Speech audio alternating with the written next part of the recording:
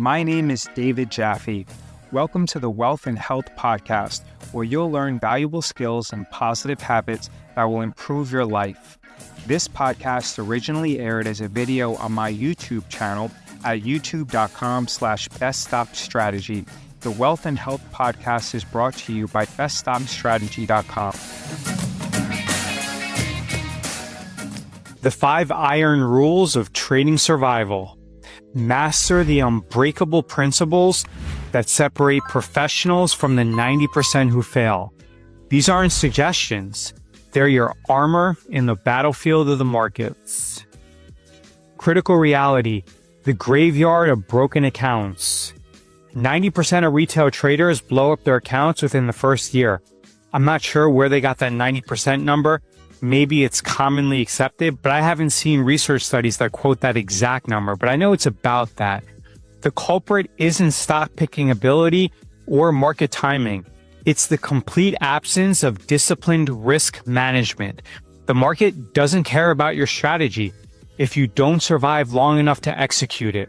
Professional traders know this truth. Risk management isn't optional. It's everything. And without risk rules, virtually 0% of traders will survive long term. Rule number 1, the 50% rule, your survival buffer. Maximum usage. Never deploy more than 50 to 60% of your total buying power on active positions. If you're using margin. If you're not using margin and you're only using a cash account, then definitely you can increase your usage. But when using leverage, you have to make sure that you don't deploy more than 50% of your account. So that way, if the market pulls back by 10%, you're not going to be forced into a margin call. Keep a reserve. Maintain 40% minimum in reserve at all times if trading naked options. No exceptions. Why it matters. Market crashes trigger margin expansion overnight. Your buffer prevents forced liquidation. During the March 2020 crash, margin requirements doubled within 48 hours. Traders using 90% buying power were forcibly liquidated at the worst possible moment. Those following the 50% rule had room to breathe and profit. Rule number 2, the concentration risk. Diversify or blow up your account. Portfolio margin systems penalize concentrated positions through idiosyncratic risk calculations. One earnings miss in an oversized position can obliterate months of gains. 20% maximum rule. Never allocate more than 20% of your total risk capital to any single stock position, regardless of conviction level. Index diversification. Spread exposure across major indices, SPY, QQQ, IWM, to reduce single-name correlation risk. Sector balance. Avoid over-concentration in correlated sectors that move together during volatility events. The duration rule. Avoid the widowmakers. Short-term only. Naked put positions must expire within 7 to 21 days. This tight window keeps you nimble and prevents catastrophic gamma exposure. Long-dated naked puts are called widowmakers for a reason. Volatility is unpredictable, especially beyond 3 weeks. You're gambling and not trading if you're selling long-term naked puts. Because if you're in a situation where VIX is trading at 15 and then it spikes up to 30, those naked put options that you sold when VIX is trading at 15 are going to end up showing you a major loss, and it's also going to decrease your available buying power if you're trading on margin. So, yeah, stop gambling.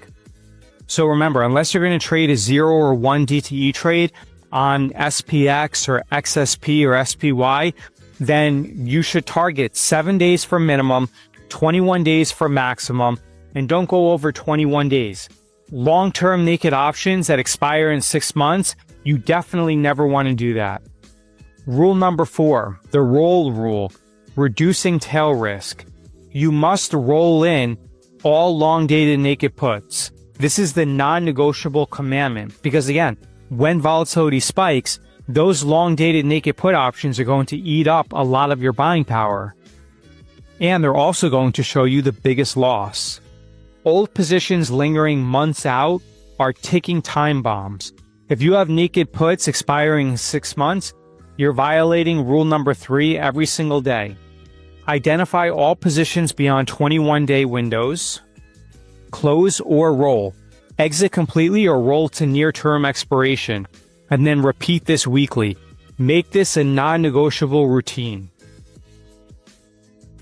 The war chest. Cash is king in a crisis. Peacetime strategy. Look at this money over here. So this looks like hundreds, but I don't know what this is. But in any case, I think that you get the point. You definitely always want to maintain a decent war chest. That way you can deploy capital when everyone is fearful. So when VIX is low and everyone's euphoric and the market is going up, use SGOV and box for yield during stable markets. That way you can earn while waiting. A wartime weapon. Pure cash reserves ready to deploy when markets panic and opportunities appear. Never be afraid to liquidate your safe holdings when blood runs in the streets. The biggest wealth transfers happen during crashes, but only if you have dry powder ready to deploy. Your war chest isn't lazy capital, it's actually ammunition. Here's some advanced tactics. The edge multipliers. The velocity instinct. Don't chase that last 25%. If a trade hits 75% profit quickly, close it immediately. Speed of capital rotation beats maximum profit per trade. Fast singles compound faster than waiting for home runs. And then I added a comment that says I need to improve upon this as well, because it's definitely true. In late March 2026, I sold some short-dated puts on SPX, and I brought in about $4,500 of credit. Then the next day, the S&P 500 went up over $150. Those SPX contracts showed me around a 50% gain in one day. But for some reason, I'm not closing it out. I still have to wait an incremental 2 weeks or so for it to expire. Maybe I'll close it out on Monday. We'll see. The tax edge. Use SPX or XSP for hedging strategies. Section 1256 contracts receive 60/40 tax treatment. This is if you're in the United States. 60% long-term, 40% short-term, regardless of your hold period.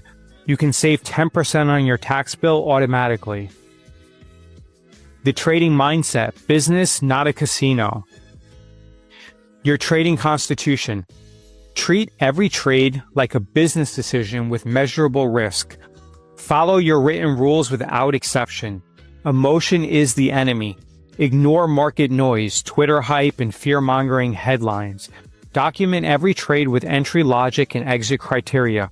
Review weekly performance against your rules, not your P&L. The difference between gambling and trading is simple. Gamblers hope and traders plan. So if you find yourself hoping that the market is going to go up or hoping that a stock is going to reverse, then you should really double check your strategy and decide whether that's a strategy that you can use for the rest of your life and that you can trade in all market environments. The master plan, your path forward. Print and laminate these 5 rules, visible on your desk every trading day. Implement immediately. Audit your current positions against each rule today. Track compliance. Weekly checklist. Am I following all 5 rules? And honestly, it's very easy. You can take these 5 rules that I'm mentioning in this presentation, enter it into Claude or Gemini, and then upload your positions into Claude and Gemini and ask AI to critique you on how well you're complying with these specific rules. Master the system. Subscribe to learn the complete methodology. These rules, they don't guarantee profit, but they do guarantee survival. And in trading, survival is the prerequisite for everything else. The wealth you build means nothing if you don't protect it. Visit beststockstrategy.com to learn more about our full system. And also, you can enter your email address there to receive over $400 of valuable free training. Visit beststockstrategy.com and submit your email address to receive valuable free training. Please give this podcast a positive rating and review. If you have any questions, visit beststockstrategy.com and send me a message.